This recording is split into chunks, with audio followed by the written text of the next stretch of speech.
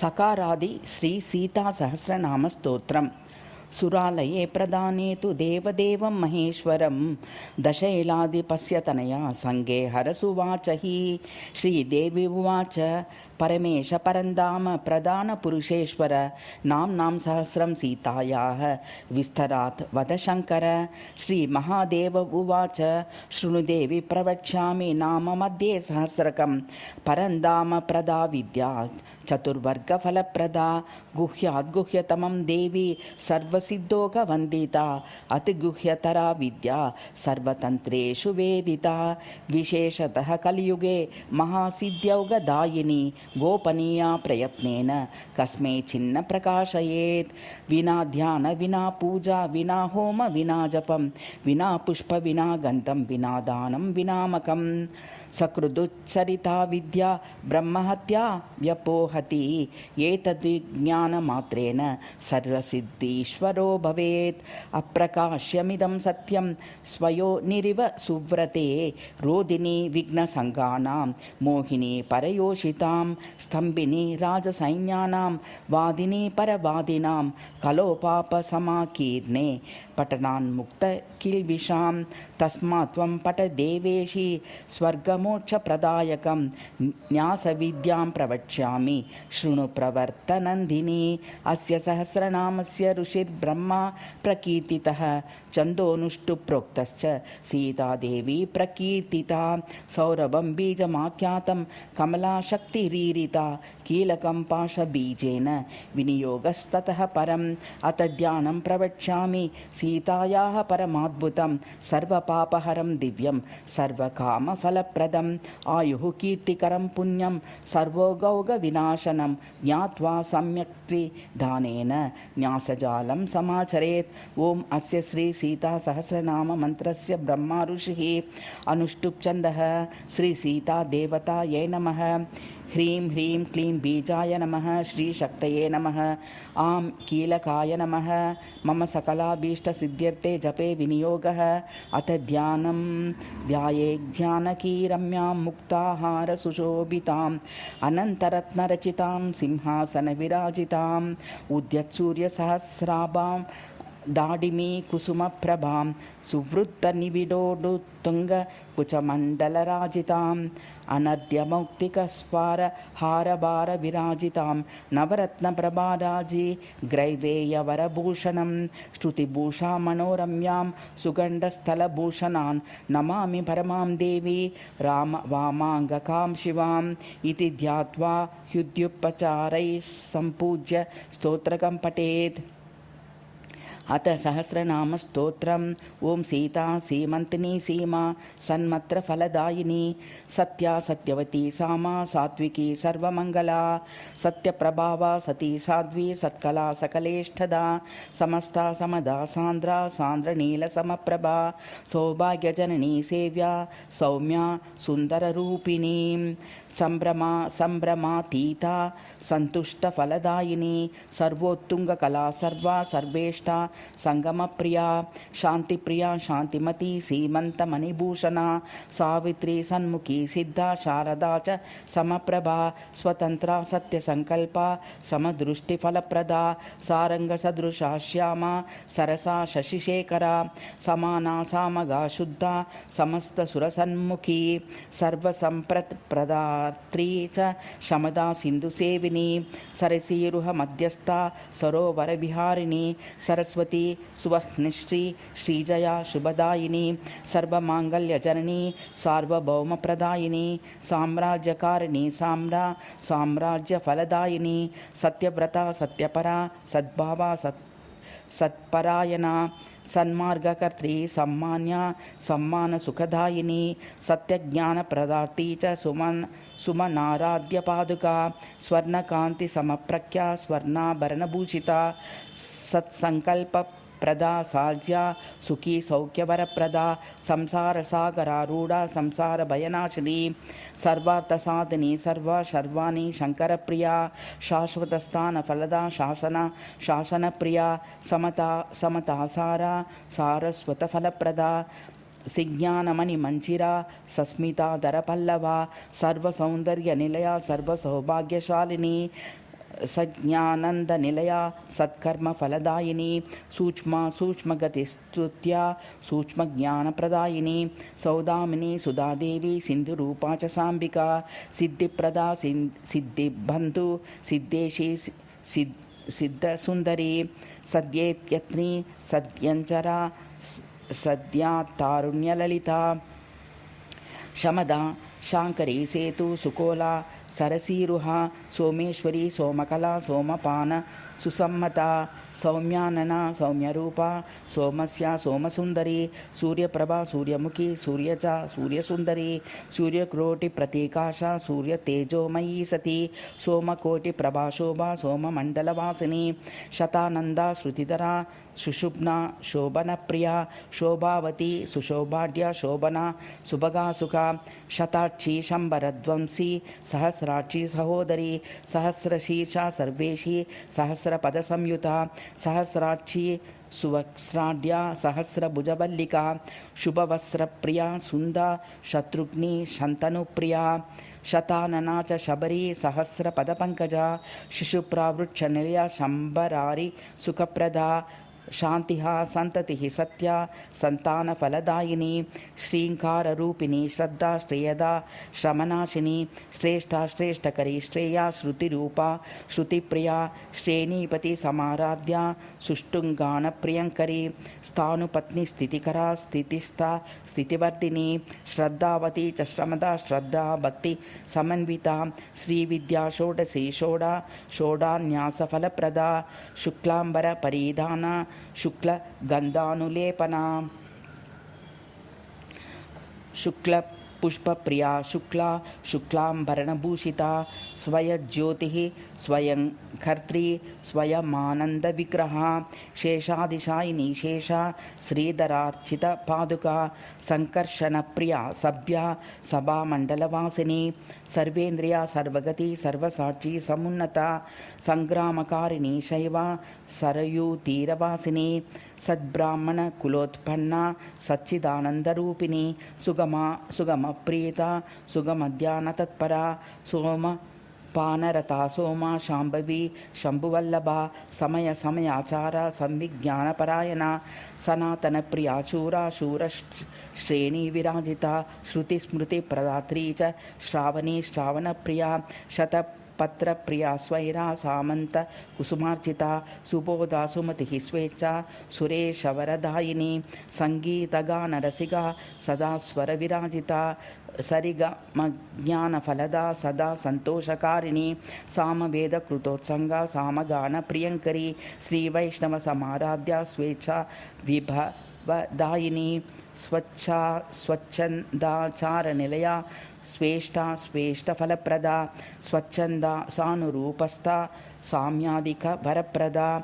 शाकंबरी शिवाराध्या सिंहाचल निवासिनी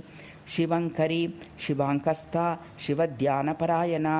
संपादनप्रिया सभ्या संपूर्णफलदायिनी शंखपत्राशिनी शंखस्वना शंखगलशशी शंकिनी शंखवलया शंखमालावती समी शंबरी शांबरी शंभु शंभुकी शबराशिनी शंकी शंखवती शंका श्यामंगी श्यामलोचना श्मशानस्था श्मशान च श्मशानस्थलभूषणा शिवदा शिवहत्री च शकुनी शंखशेखरा सुमुखी शोषिनी शोषी सौरी सौर्या सरासरी शंपः शापः शंपा संपत् संपत्तिदायिनी शृंगिनी शृंगी फलभृक् शांतिनी शंकर प्रिया शंका शंकापः संस्था शाश्वता शीतला शिवा शिवस्था शिवभुक्शाली शिवाकरा शिवोदरी शायिनी शयनी शिंसा शिशुपा शिशुपायिनी शवकुंडलिनी श्वेता श्रीकरी शशिलोचना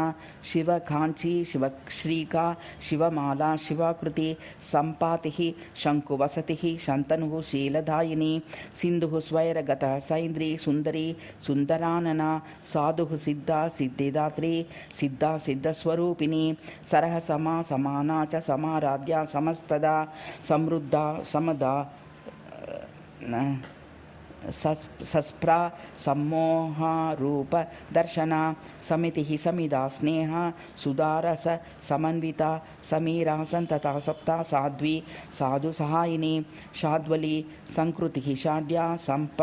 संप्रदाय प्रसादिनी सुवना सुमनाचारा समाना सामसी शुभा श्रीमतां श्रीमती श्रीमा श्रीशा श्री पद्मवासिनी सालंकृता शालुवेशी शालुवेश प्रियंकरी सुलभा सुलभाराध्या सुश्रावा सुष्टुमल्लिका शुचिज्ञा सुमना शुद्धा शुचिध्यान समाश्रिता शुचिकर्मपरा शुत्री शुचिनी सूचन प्रिया सुज्ञान निलया सुज्ञा सुबुद्धि सन्निवेशना सत्कालगामिनी स्पर्शा शिवमौलिकृताश्रया स्तुत्यर्था सर्वदोषग्नि संपक्व फलदायिनी संसर्गा संस्पृशा स्तुत्या स्तोक स्तोत्र प्रियंकरी सदा सर्वदा स्तुल्या सुधिया सर्वदेवता सुरालया सुष्टुरता सुपर्णा सुमनार्चिता सुदोदनिरता सस्या सव्यपानिः सुरद्युतिः सांख्यायनुमुनिस्तुत्या शंका साहित्यदायिनी शाल्मली कुसुम प्रख्या शोंडी मेमार्जनीकर स्कंदपुत्री स्कंदमाता स्कंदा स्कंदवरप्रदा स्फुटार्थफलदा स्फोटा स्फुटवक्त्रा स्फुटप्रिया संसारपंक निर्मग्र समुद्वरण पंडिता सानिध्यदायिनी संधिः सुदशा सुमनोहरा सम्यक् समुच्चरी सस्या स्वर्भानुः फलदायिनी शशका सस्मिता सस्मा सुमेरु शुचिभूषणा शुचिस्मिता सुनेत्रा च सुकोमला सुलक्षणा शुंडप्रिया शुंडमाता शुंडा दंडविराजिता संजिता संजरी सैवा सत्यभूपालसेविता सुमेखला सुगुप्ता च सगिरा च सुबिस्तरा शकुन्तला च सद्गुण्या शटधर पापहारिणी स्मरपत्री समाराध्या स्मरारि सुखदायिनी संपूज्य देवतारूपा सनकादि मुनिस्तुता स्वभाव चंचलापांगी सनंदनवरप्रदा साष्टांगनमन प्रीता सम्मीलनपरायणा शांतोदरी स्वयंधामा शरणागतवत्सला शोभावती शुभाकारा शंकरी राधशारिणी श्रोणा शुभ्रजला शुश्रु शरसंधानकारिणी शरावती शरानंदा शरज्योत्स्ना शुभानना शलभा शूलिनी श्रोता सुनम्ना शुक्लवाहना सुब्रूर्वारिष्यैवा षड्ऋतुश्च षडानना षडाधारस्थिता शस्त्रा षडंजा षण्मुखप्रिया संन्यासधारिणी सैन्या सुधन्या सुष्टगोचरा षडंगरूपसुरता सुरासुर नमस्कृता सर्ववासा सदोन्मत्ता सुस्तनी सागरंबरा सुव्यवस्था च सुरभिः सूर्यमण्डलमध्यगा सत्यातनिलया सत्या सत्यजिह्नाग्रवासिनी सहस्रध्वजिह्नाग्रशेष पर्यङ्कशायिनी सत्यार्चिमण्डलगता सव्या सूर्यविभूषणा सारिका श्यामला स्मेरा स्मेरवक्त्रा शुकप्रिया शुकाध्ययन संपन्ना शुकी शुकवरप्रिया शुक्राचार्य प्रिया शोका शोक संतापहारिणी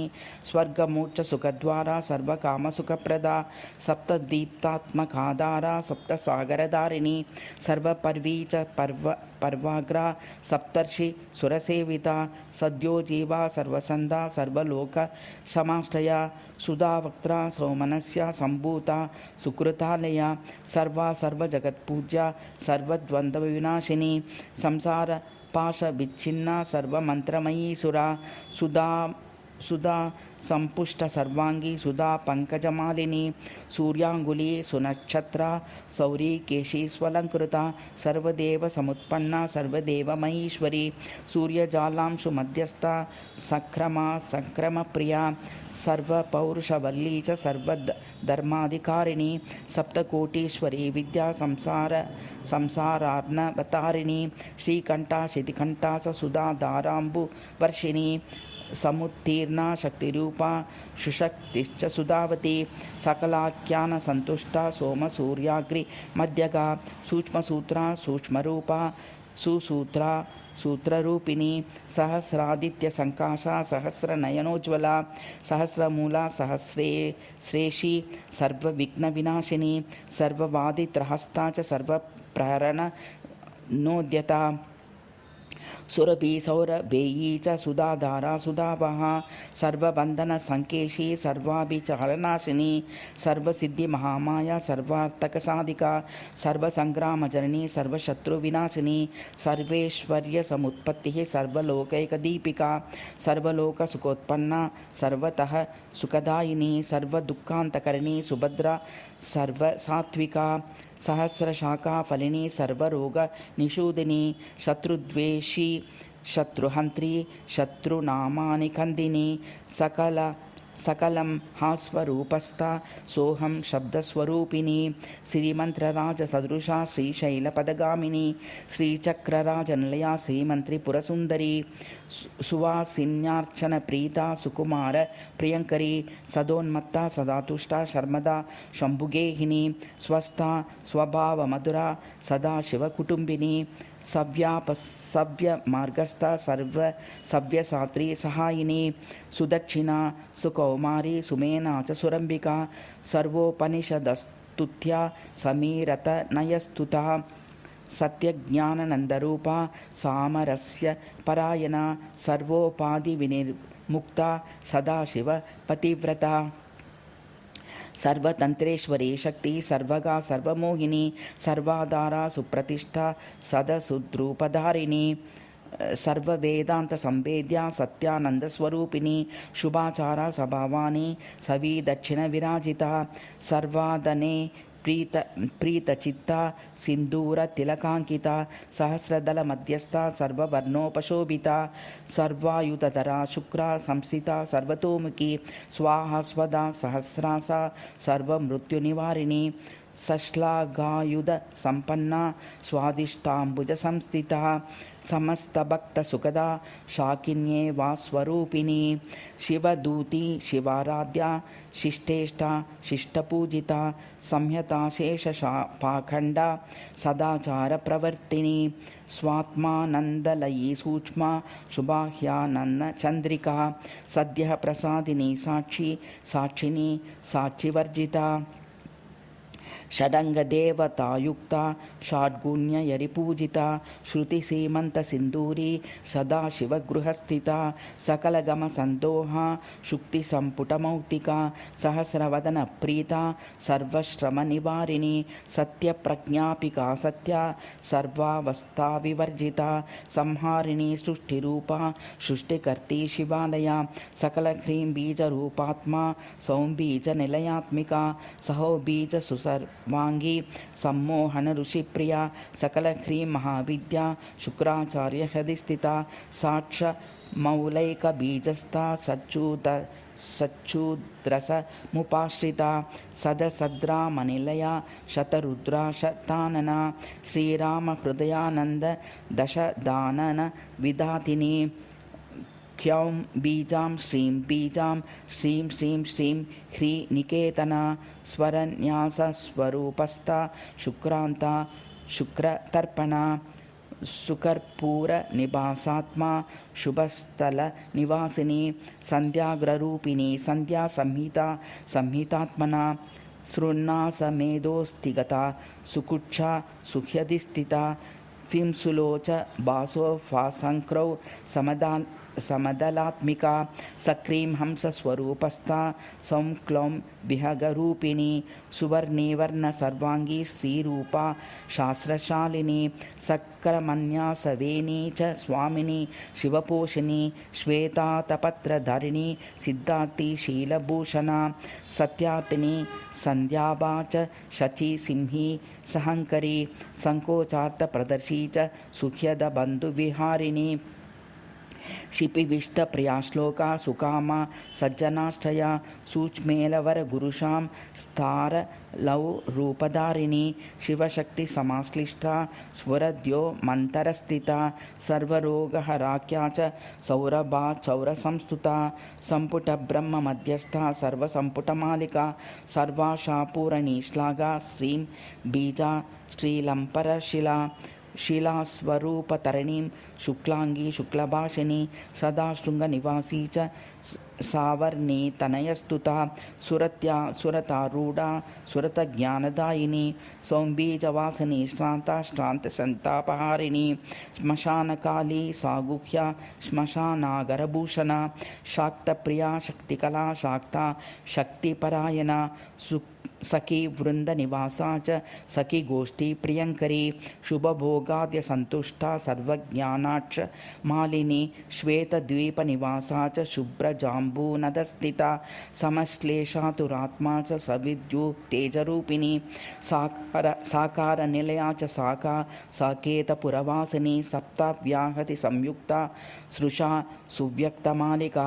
सांबालया सांबरूपा सुनागमणिभूषणा सुजटा सौकला सौख्या सर्पमाला विभूषणा संहार भैरवस्तुत्या स्मार्त होम प्रियंकरी सर्वप्रिया समृद्धा सद्वैद्य भिषज प्रिया सौराष्ट्रदेश मध्यस्था सोमनाथेश्वरांगा स्वयंवरोत्सव प्रीता सौमित्री प्रियभाषिणी शक्ति संगम संतुष्टा शरतारांगण स्थिता सप्ताश्वरत संस्था च श्वेत कुंजरवाहिनी श्रीमद्भगवती श्वासा सुकुमारी सुकन्यका श्री सागानंद दमना श्रीमंजनक नंदिनी सदा द्वैत स्वरूपा च सुकर्णा च सुकंडला संभाषकारिणी श्वासा चातुरी शांतरो रोहिणी सैरावती सरोन्मादा सरावाणी निकंदिनी सहस्रानन दाती च सपट्टि शकरायुधा सक्रीं काली स्वरूपस्था सक्लौं वेदस्वरूपिणी सगलो पंचास्वरूपास्था सद्वं पंचस्वरूपिणी सल्वं पंचमुद्रातिगता सच्चिद्रश्च मधुव्रता सनातन प्रेत संस्था च पंचामृतभक्षिणी सकौलिक गृहान्तस्था सवामां च सदक्षिणा स पंचवानातीता सदा देवप्रसादिनी सदना च सुगंधा च सतडित कांति सन्निभा सर्वकालमयी रूपा सबिंबा शीललंघना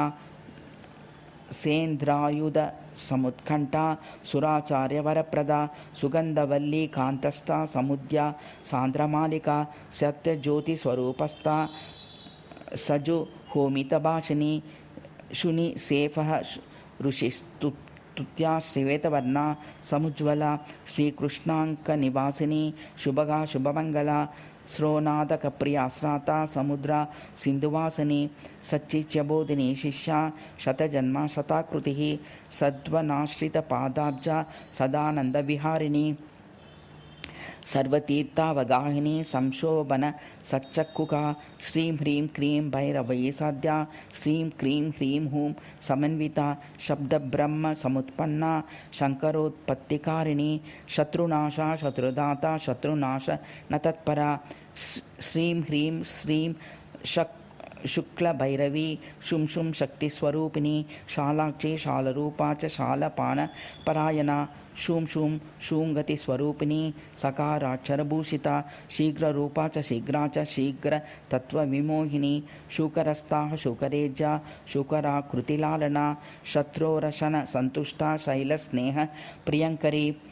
शमी पूजारत प्रीता शांति स्तोत्रपरायिनी शववाहन संतुष्टा शवरूपा शवेश्वरी श्रीमद्रूपा च सद्वाला शेषचंडपरायणा श्रीगुणा श्री शरणमाया शारदानंदकारिणी श्री पार्वती शक्तिमेधा श्री कमला च सुगर्भिणी